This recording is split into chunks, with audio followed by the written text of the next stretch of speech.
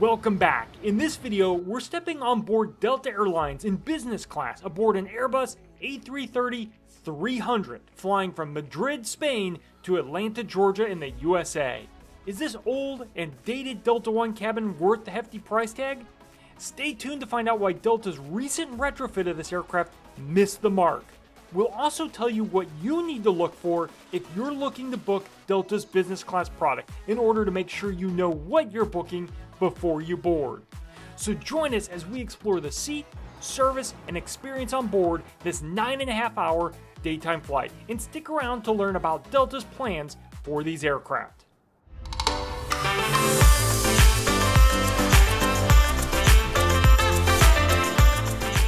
Welcome to Travel at Random. We're Trevor and Ryan. This channel started out of a love of travel. We're here to share unbiased and self-funded trip reports, hotel and flight reviews, and travel advice. We hope we inspire your next getaway. Check out our playlist in the description and browse the channel. If you enjoy this video, please hit that like button and subscribe to keep up with our latest content. Thank you for watching. Now, let's head to the airport.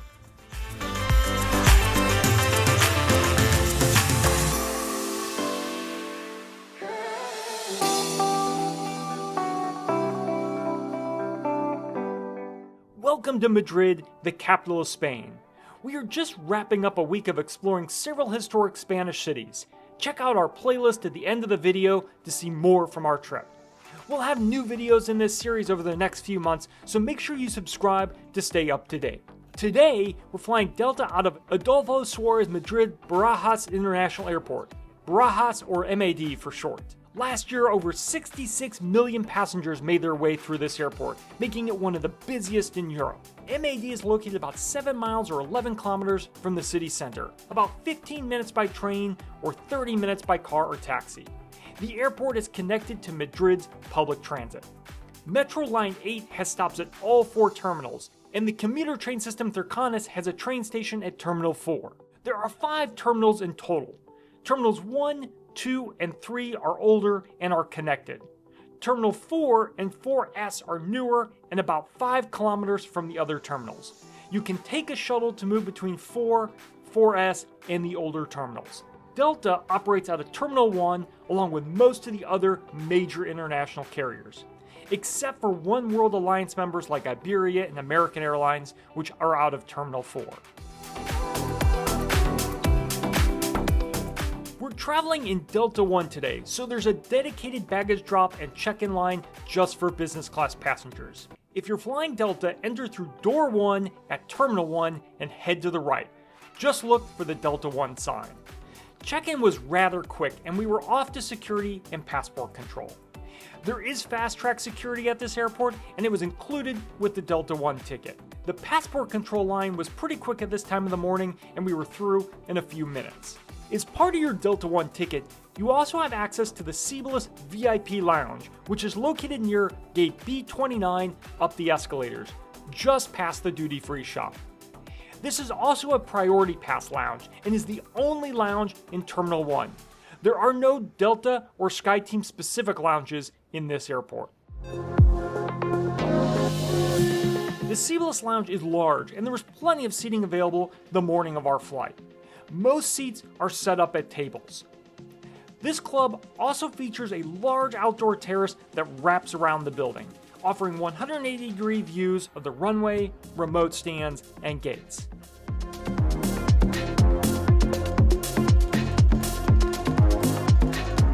There are a lot of seating options out here, including some elevated sections with sofas. In the center was the main food and drink buffet. For breakfast, it had pastries, fruits, cold cuts, and salad items available.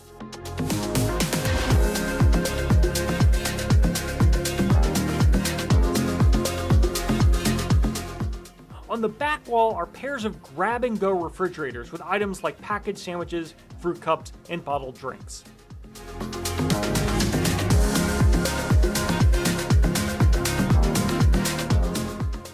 In the middle are 2 self-service espresso-style drink machines. On the far side of the lounge is a large bar with wine, cocktails, soda, and beer on offer, even at 8 a.m. The club had showers available, which you can request. Since we were leaving first thing in the morning and we came from our hotel, we skipped the showers. The lounge also has pretty nice and clean bathrooms. Near the entrance, there's a quiet room with some tables where you can get some work done. Reviews online of this lounge are mixed, with some reporting long entry lines and picked over food offerings. As far as lines go, there's always a customer arguing about access at any club we go to these days. But there were multiple agents working it, so it was less than 5 minutes. The food on offer looked fine, but was pretty basic for breakfast, with the only hot option being a toaster for the bread. Overall, the lounge was a nice space to spend a little bit of time and grab a drink. The terrace was unexpected, and we always appreciate being able to get some fresh air while traveling. Otherwise, it's a pretty standard international priority pass lounge. Our daytime flight today takes us 9.5 hours from MAD to ATL, about 4,300 miles. Delta flies this route once daily.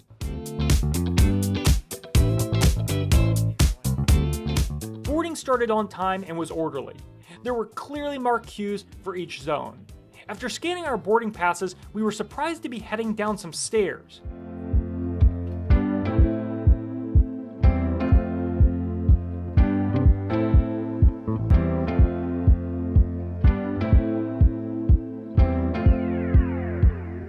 We then found out that we were on a remote stand this morning. This caused the actual boarding to be a bit chaotic as they loaded several zones into the bus before sending it off, and everyone rushed the single set of air stairs at the same time.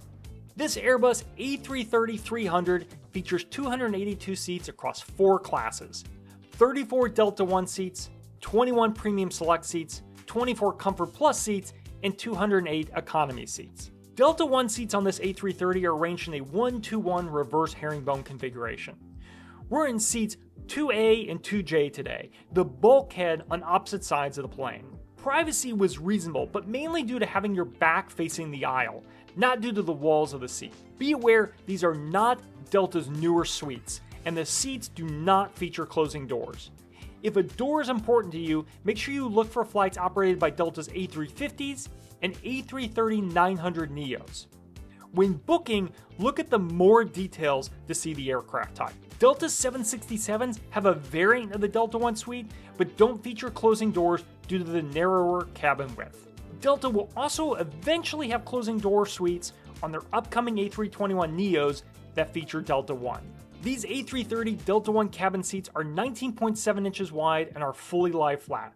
There was plenty of room to lay down, even for Trevor at 6'4".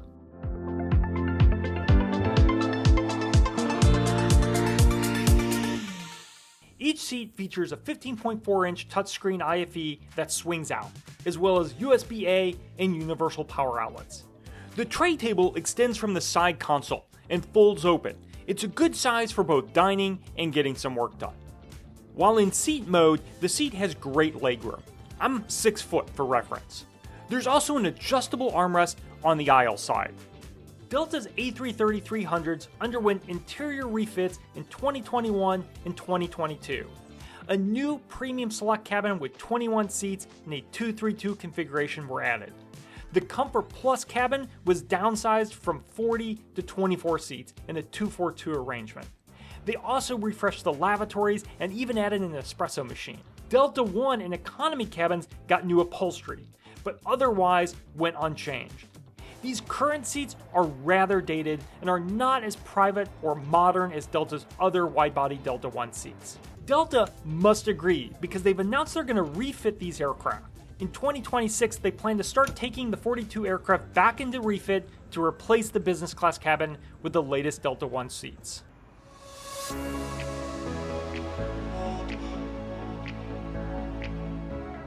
Each seat had a Missoni branded bedding pack that includes a pretty substantial pillow and a good quality duvet. This flight also featured Delta's brand new mattress toppers, which are now available on all Delta One flights.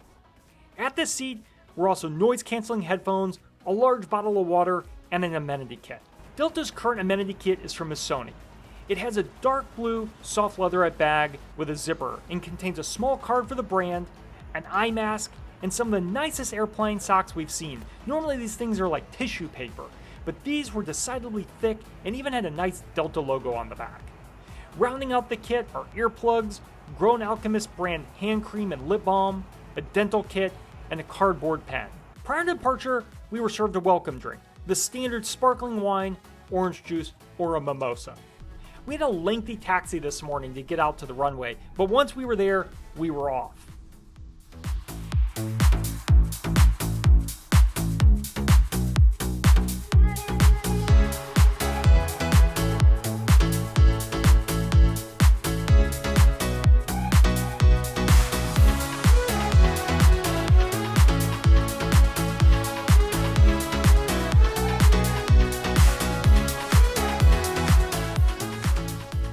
There have been a number of wildfires in Spain this summer, so the skies are a little bit hazy.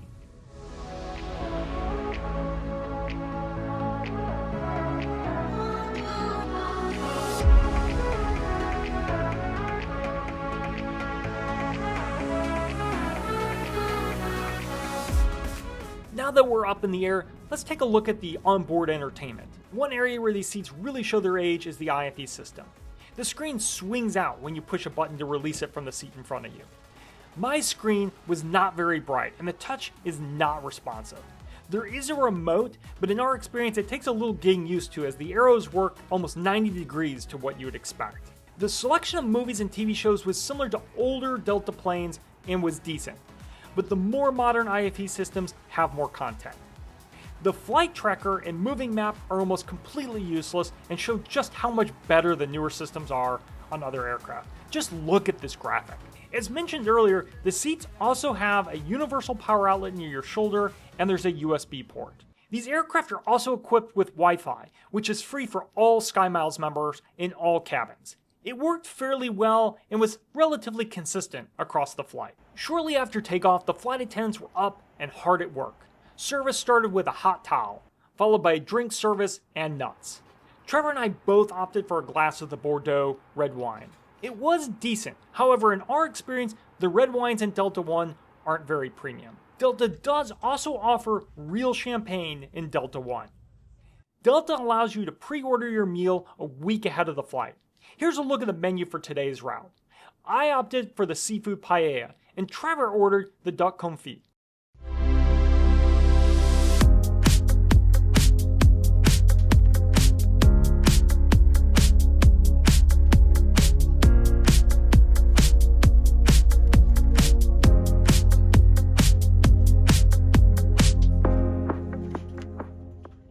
Following drinks and nuts, the starters arrived. The starter was a Thai coconut curry soup, chilled shrimp with herb creme fraiche, a garden salad with roasted tomatoes and a warm roll. The salad was actually the best part. The shrimp were good and tender, but we think the version with the aioli on some other routes is better. The soup was pretty good, but would have benefited from a little bit more curry flavor. The crew then moved on to mains. Their service was friendly and efficient on this flight. One thing to keep in mind is that the galley for Delta One on these A330s is at the back of the cabin, so they served rear to front. The paella included fish and shrimp. The fish was moist and not overcooked. The shrimp were also well prepared. The dish was a good take on paella, but after a few days in Valencia on this trip, not terribly authentic. The duck confit came with spiced poached pears, carrots, kale, and mashed potatoes. The dish overall was good, but a little bland. The sauce didn't have much flavor, but when all mixed together, it was decent. It was nice to have the fresh veggies, which were well cooked and still had some texture, which is nice, and it wasn't overly heavy. The duck was shredded and served as sort of a ball wrapped in the skin. The duck was a little dry, and there was a tiny bone fragment, so this was a miss, we'd say. For dessert, the options were fruit and cheese, ice cream sundaes, or a Sorrento lemon cake. I opted for the ice cream. Trevor had the lemon cake. The cake was a dome of whipped cream with a thin slice of cake with lemon filling and coated with a thin layer of chocolate. This was light, fresh, and enjoyable. The entire main meal service was completed about 2 hours after departure. During the flight, the crew made themselves available for drink refills. They set up snacks and bottled water in the forward galley, and passengers were welcome to help themselves. Mid-flight, the crew baked cookies. This is one of our favorite features of Delta One, and the flight attendants often take pride in the fresh baked chocolate chip cookies at 36,000 feet. During the flight, we came down the East Coast and had some great views in New York. About 90 minutes before arrival, the crew came around with a hot snack. The options were a pizza or a cheeseburger. I opted for the burger and requested the cheese be removed before they heated it up, and the purser was happy to oblige. I made this request earlier in the flight since I don't eat cheese. Trevor was offered a tomato and basil pizza. They had run out of the burger by the time they reached mid-cabin. He reported that the pizza was actually really good. The crust was crisp and soft, not soggy at all. The pizza came with roasted vegetables and pesto, and a very dense chocolate cake. After the snack, it was about time to descend into Atlanta. Enjoy the landing and we'll be back to wrap things up.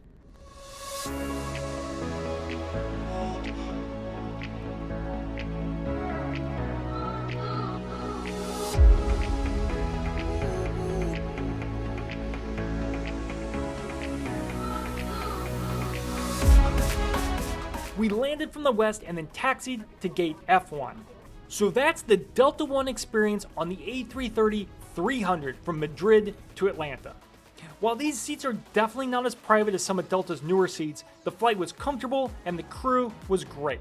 While old, the seats are definitely spacious. Delta excels at the soft product with a friendly and responsive crew and decent food.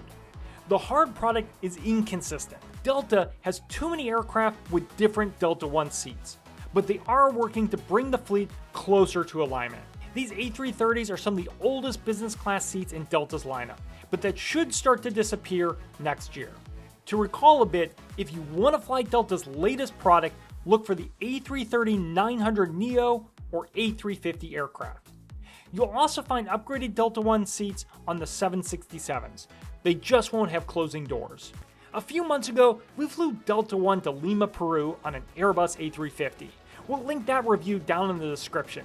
That plane had a unique configuration that's about to disappear.